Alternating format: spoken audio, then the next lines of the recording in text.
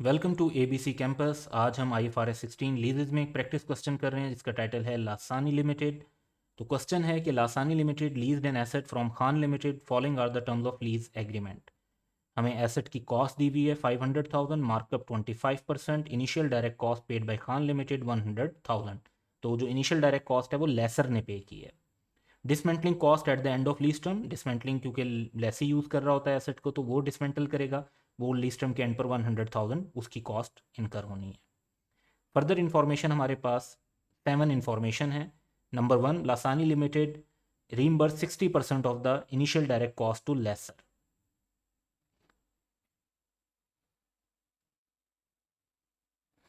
तो 100,000 में से 60% जो है वो लासानी लिमिटेड ने उनको पे कर दिया है। तो इसका मतलब है कि लेसर के लिए जो कॉस्ट है वो रिमेनिंग जस्ट 40% है। फेयर वैल्यू जो है that is sum of cost plus markup.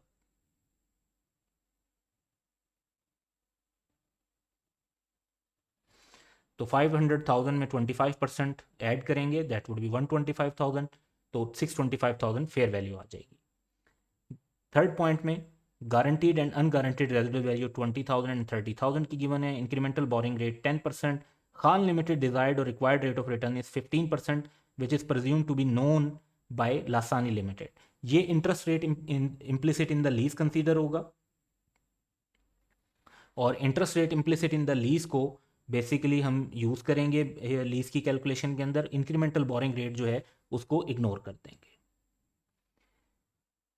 Cost of capital of Lasani limited was 10%। तो इस 10% को हम यूज़ करेंगे जहां पे हमें डिसमेंटलिंग के लिए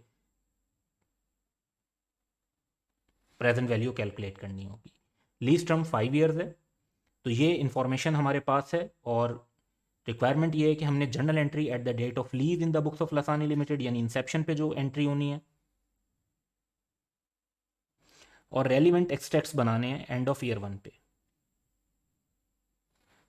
अब इस क्वेश्चन का मेन इशू ये है कि आप अगर इसके डाटा को देखें तो काफ़ी सारा डाटा गिवन है, लेकिन एक इन्फॉर्मेशन जो मिसिंग है वो ये है कि हमें एनुअल रेंटल की अमाउंट नहीं बताई हुई और वो हमें खुद फाइंड आउट करनी पड़ेगी। तो हमारा जो पहला स्टेप होगा वो यही होगा कि हम इस सारे डाटा को देखते हुए सबसे पहले एनुअल रेंटल जो है उसको कैलकुलेट करें। तो क्वेश्चन का ये जो डाटा है इसको हम अपने सामने रखेंगे और इसकी बेस पर सबसे पहले एनुअल रेंटल्स कैलकुलेट करेंगे। एनुअल रेंटल से हमारे पास लीज लाइबिलिटी कैलकुलेट होगी और लीज लाइबिलिटी से हम उसका शेड्यूल बनाएंगे। Once we make the schedule तो उसके बाद इनिशियल जर्नल एंट्री या एक्सट्रैक्ट्स बनाने के अंदर हमें कोई खास एफर्ट मजीद पुट नहीं करनी पड़ेगी। तो वर्किंग्स की तरफ चलते हैं। तो रेंटल, लीज लाइबिलिटी और पेमेंट शेड्यूल की हमने वर्किंग बनानी है। सबसे पहले हम बात करेंगे फेयर वैल्यू की। तो फेयर वैल्यू क्वेश्चन में बताई हुई है कि it is cost plus markup. Cost 500,000, markup 25% है। तो दैट मीन्स कि हमारे पास 25% ऑफ 500,000 बनता है 125,000। जब उसको ऐड करेंगे तो दैट इज 625,000। फेयर वैल्यू के बाद हमें नेक्स्ट इनिशियल डायरेक्ट कॉस्ट देखनी है और इनिशियल डायरेक्ट कॉस्ट हम लेंगे लेसर की।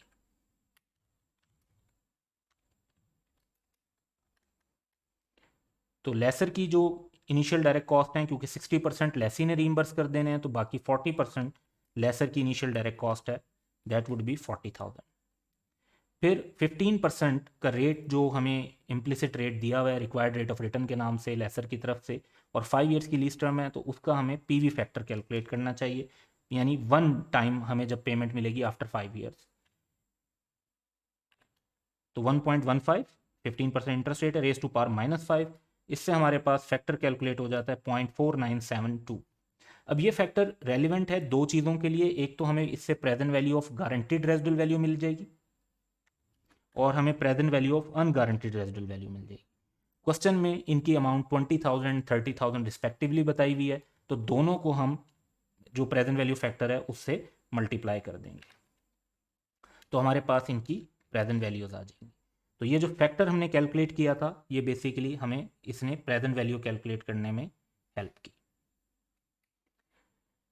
नाउ जब ये कैलकुलेशन हमारी हो जाती हैं तो अगली इंपॉर्टेंट बात ये है कि interest rate implicit in the lease की डेफिनेशन है कि interest rate implicit in the lease is the rate discount rate that causes present value of lease payment and present value of unguaranteed residual value to be equal to fair value plus initial direct cost of the lessor।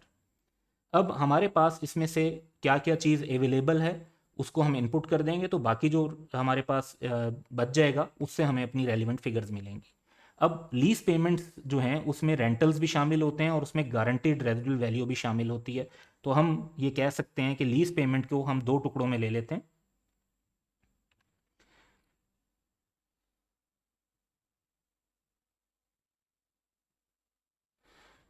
और बाकी formula हमने as it is रखा। तो lease payment में हमने rentals भी हैं और गारंटीड रेजिडुअल वैल्यू भी है।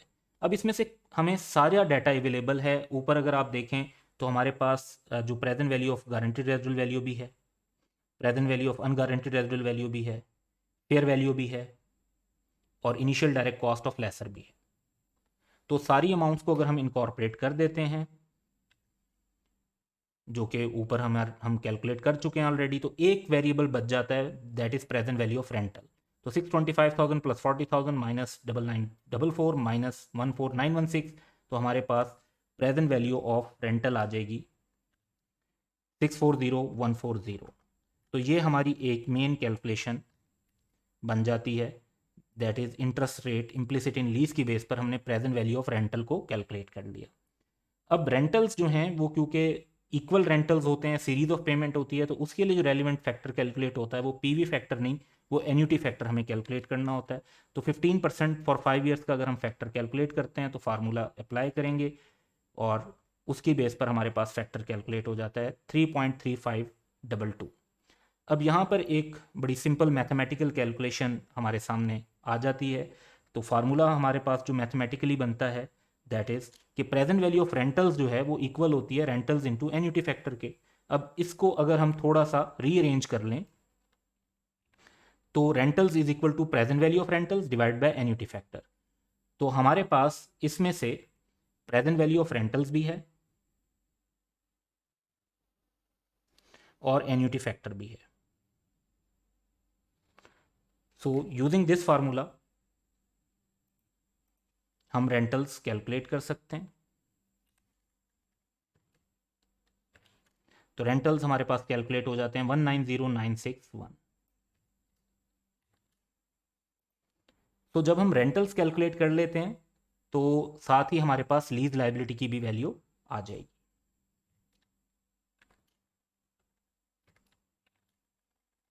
सबसे पहले हमें चाहिए प्रेजेंट वैल्यू ऑफ रेंटल्स और फिर present value of guaranteed residual value. ये क्योंकि हम लेसी के लिए कैलकुलेट कर रहे हैं तो इसमें हम लेसी के परस्पेक्टिव से चीज़ों को देखेंगे। अब प्रेजेंट वैल्यू ऑफ रेंटल्स तो ऑलरेडी हम कैलकुलेट कर चुके हैं, 640,140। और present value of guaranteed residual value भी हम ऑलरेडी कैलकुलेट कर चुके हैं, 9944। तो इनका टोटल कर लेते हैं 650,084। इसकी बेस पर हमें लीज शेड्यूल बना लेना चाहिए।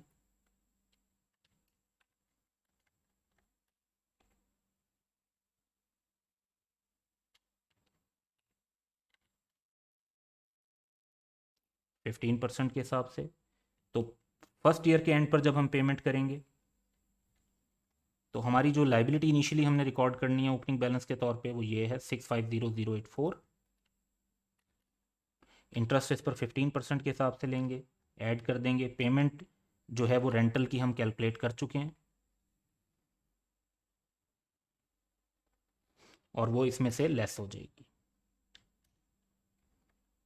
और हमारे पास क्लोजिंग बैलेंस आ जाएगा। हमें एक साल की आगे भी कैलकुलेशन कर लेनी चाहिए क्योंकि हमें फाइनेंशियल स्टेटमेंट के एक्सटेट्स बनाने हैं। तो हमें current and non current balance चाहिए होगा, तो हम नेक्स्ट ईयर के लिए भी कैलकुलेशन कर लेते हैं।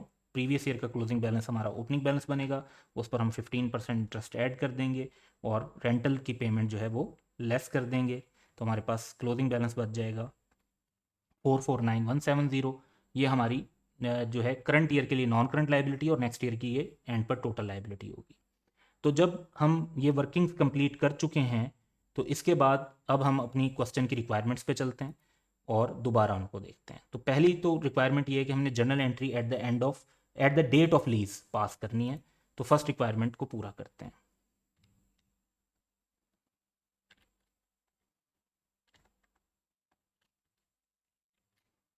जर्नल एंट्री पास करेंगे। ईयर 1 के स्टार्ट पे क्वेश्चन में कोई डेट्स वगैरह नहीं दी हुई, तो सबसे पहले हम रिकॉर्ड करते हैं इनिशियल डायरेक्ट कॉस्ट। 60% लेसी ने पे करनी है, क्योंकि 40% लेसर की 60% लेसी ने पे करनी है, क्वेश्चन में बताया हुआ है 60,000 बनेगा। और लीज लाइबिलिटी जो हमने कैलकुलेट कर ली है वर्किंग में, दैट इज 650084। लीज लाइबिलिटी भी रिकॉर्ड हो जाएगी। इसके अलावा हमें प्रोविजन फॉर डिसमेंटलिंग को भी रिकॉर्ड करना है अंडर आइस 37। क्वेश्चन के अंदर प्रोविजन फॉर डिसमेंटलिंग जो है एंड ऑफ लीज टर्म पे 100,000 की अमाउंट है जो पे होगी, और उसके लिए जो रेलिवेंट हमारे पास डिस्काउंट रेट है वो 10% है। तो 5 ईयर्स के बाद ये डिसमेंटलिंग होनी है, तो इसकी प्रेजेंट वैल्यू ले लेंगे। 100,000 का 5 ईयर्स पे प्रेजेंट वैल्यू ली, दैट इज 62,092। और इन तीनों अमाउंट्स के इक्वल हमारा right of use asset record हो जाएगा।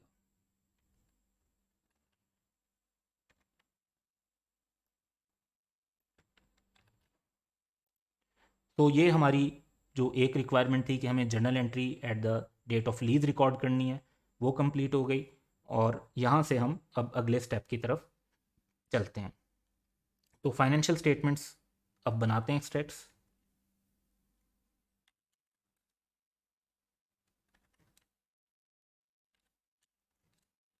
Statement of comprehensive income first year and पे हम बना रहे होंगे।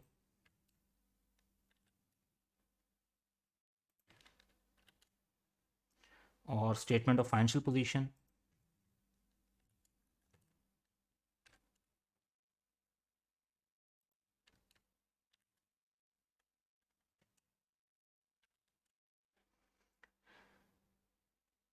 अब स्टेटमेंट ऑफ कंप्रिहेंसिव इनकम में जो हमें रेलिवेंट फिगर्स लेनी है, उसमें सबसे पहले तो हमारे पास ये पॉइंट है कि हमारा राइट ऑफ यूज़ एसेट कितने का है।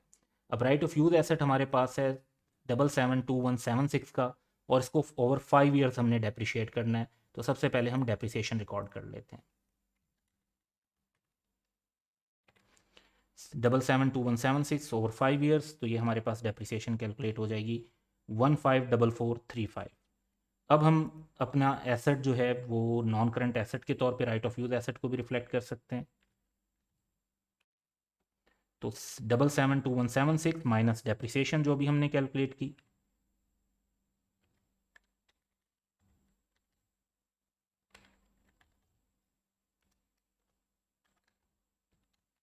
That is 617741। इसके बाद हमारे पास जो फाइनेंस कॉस्ट हमने रिकॉर्ड करनी है लीज से रिलेटेड, तो वो हम वर्किंग वन शेड्यूल बना चुके हैं।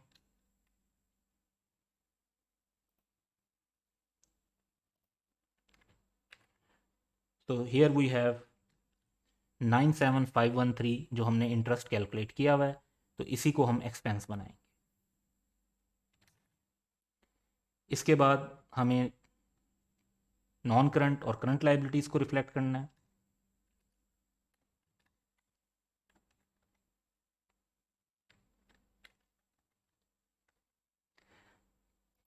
तो जो नेक्स्ट ईयर के एंड पर लाइबिलिटी होती है that is considered non current liability, क्योंकि एक साल के बाद जो लाइबिलिटी बच जाएगी वो नॉन करंट है।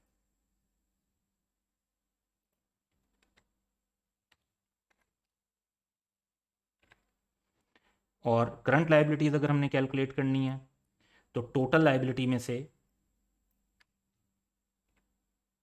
हम अगर नॉन करंट लाइबिलिटी लेस कर देंगे तो हमारे पास करंट लाइबिलिटी का बैलेंस आ जाएगा।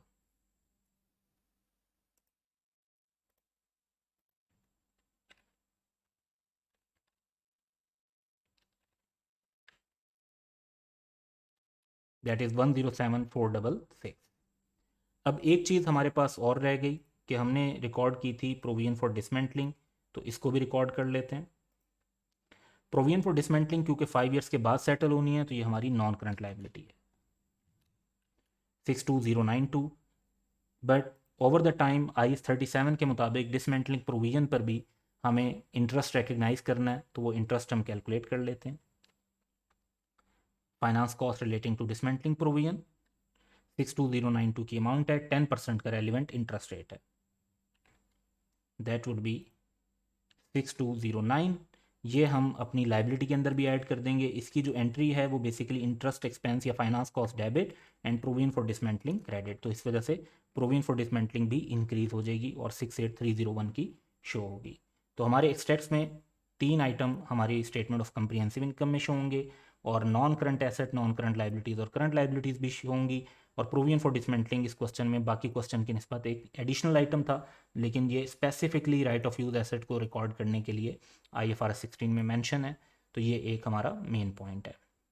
तो जर्नल एंट्रीज भी पास हो गई हमारे एक्सट्रैक्ट्स भी बन गए, और वर्किंग्स हमने इनिशियली डेवलप की थी। इस क्वेश्चन के अंदर जो सबसे मेन टेक्निकल इशू था वो ये था कि हमें रेंटल मालूम नहीं था, और रेंटल मालूम करने के लिए हमें काफ़ी कैलकुलेशंस करनी पड़ी।